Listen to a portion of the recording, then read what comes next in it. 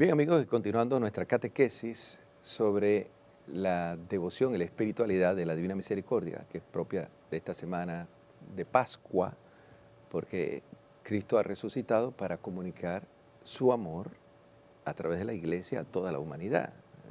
La Iglesia es portadora de la misericordia, lleva la misericordia, proclama la misericordia, anuncia la misericordia. Santa María Faustina Kowalska tiene un mensaje actual para los tiempos que estamos viviendo. Jesús le dice a Santa María Faustina Kowalska en su diario que antes de su segunda venida vendrá el tiempo de la misericordia como última tabla de salvación para la humanidad.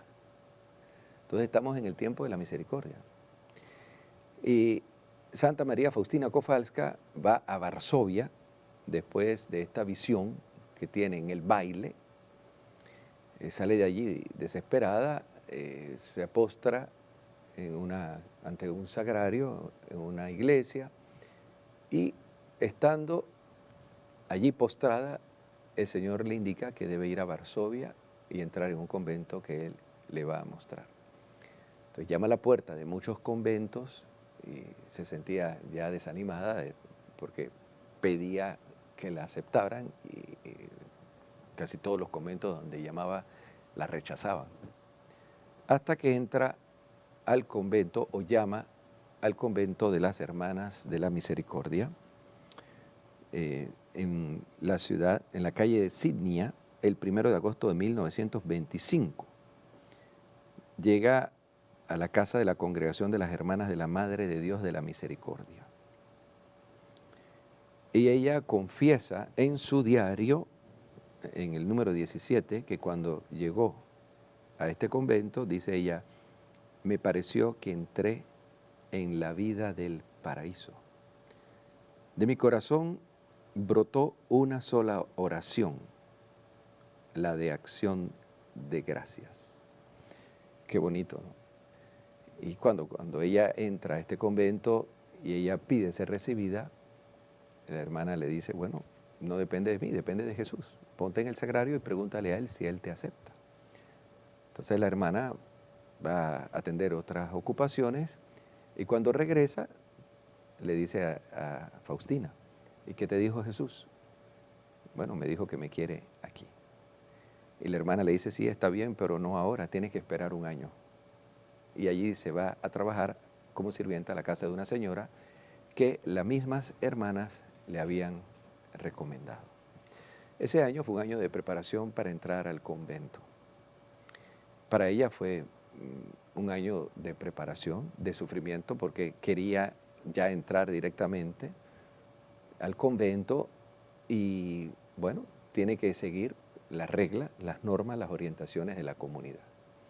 Cuando ella ingresa al postulantado, entonces continúan sus revelaciones, porque la primera, como ya les decía, según el diario, se dio en este baile, que fue una llamada prácticamente a la vida consagrada. Jesús estaba confirmando lo que ella había sentido en su corazón desde niña, ser toda de Jesús.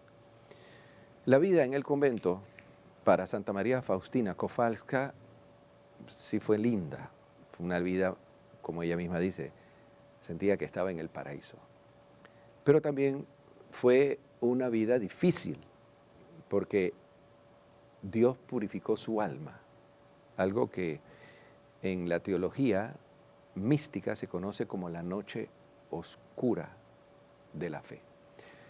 La noche oscura, según el lenguaje de San Juan de la Cruz, se divide en la noche del sentido y en la noche del espíritu.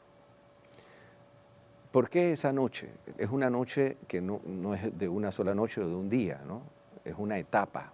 En el caso de Santa María Faustina Kowalska fue más o menos un año y medio, en que vive una aridez total.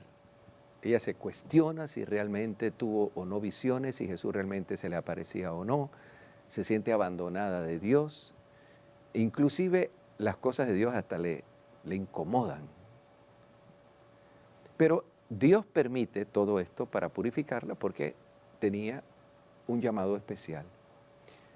En el lenguaje de la espiritualidad de la Iglesia católica, y lo digo porque pueden haber algunos que no se consideran católicos, quiero aclarar, ¿no?, que en el lenguaje de los místicos, como Santa Catalina de Siena, San Juan de la Cruz, el caso de Santa Teresa de Ávila, ¿verdad?, cuando Dios le concede a un alma esta noche, la noche del sentido, la noche oscura del sentido y la noche del espíritu, que todavía es una noche más cruel,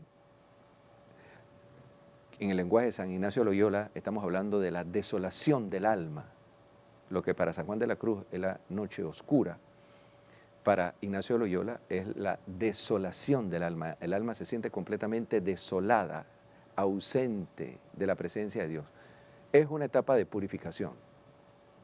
Y Dios le da al alma esta etapa porque tiene reservado para esta alma unas gracias muy especiales. Y si no la purifica, no la puede recibir.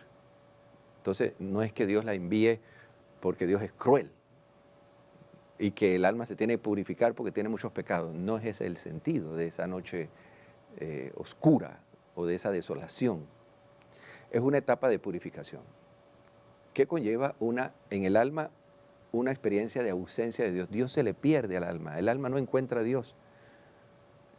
Rezar, la adoración al Santísimo, leer la Biblia, todas esas prácticas de piedad que en un tiempo eran medios para experimentar un gozo profundo, ahora es todo lo contrario, todo lo opuesto en la noche oscura.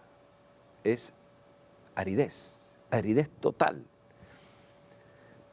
¿Por qué?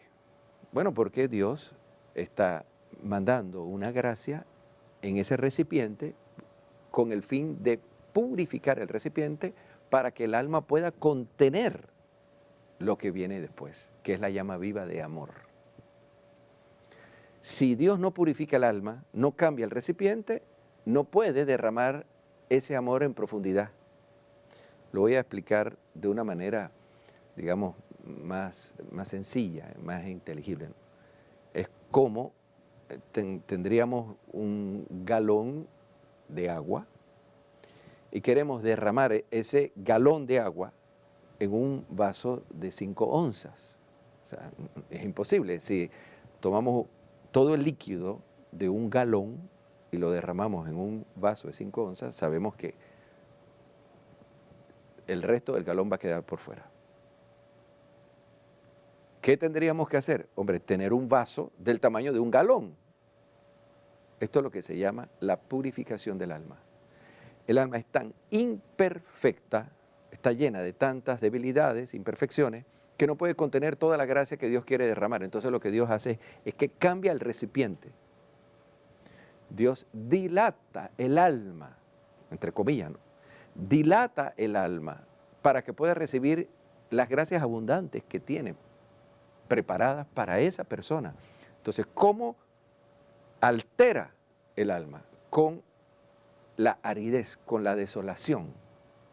Ahora, si el alma en esta etapa persevera, sigue haciendo todas las prácticas de piedad que siempre hacía cuando estaba en los momentos de consolación o cuando estaba en los momentos de iluminación, entonces el alma se va a purificar. Si por el contrario abandona la práctica de piedad porque no le dice nada, la misa, la adoración al Santísimo, el rosario, la dirección espiritual, la lectura de la Biblia, el ejercicio de la virtud, entonces no se va a purificar.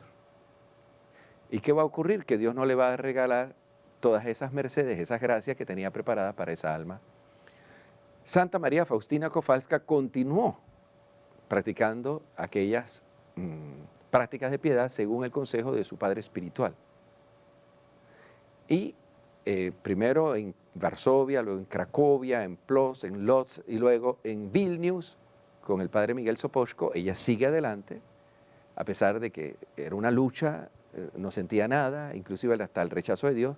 Después de 1 año y medio, entonces viene esa efusión del Espíritu Santo permanente en ella, que sentía que era consumida en una llama viva de amor. Se da en ella el matrimonio espiritual o, según algunos, la encarnación mística. Jesús toma plena posesión 24 horas de su alma.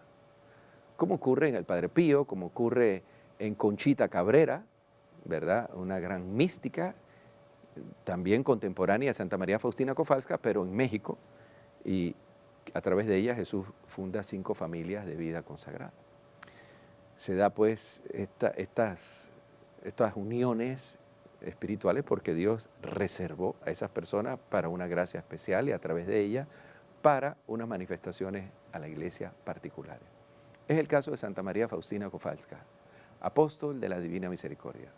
Vamos a continuar con ustedes aquí todos los días, de lunes a viernes, hablando de la devoción a Jesús sacramentado, de la misericordia, a la imagen de Jesús de misericordia, a la devoción que debemos tener también al sacramento de la reconciliación, que es sacramento de la Divina Misericordia. Y el canal por el cual nos llega todo esto es la vida de la secretaria y apóstol de la Divina Misericordia, Santa María Faustina Kowalska. No dejen de acompañarnos todos los días, de lunes a viernes, a las 9 de la mañana y en la noche a las 9:30 de la noche. Que Dios los bendiga.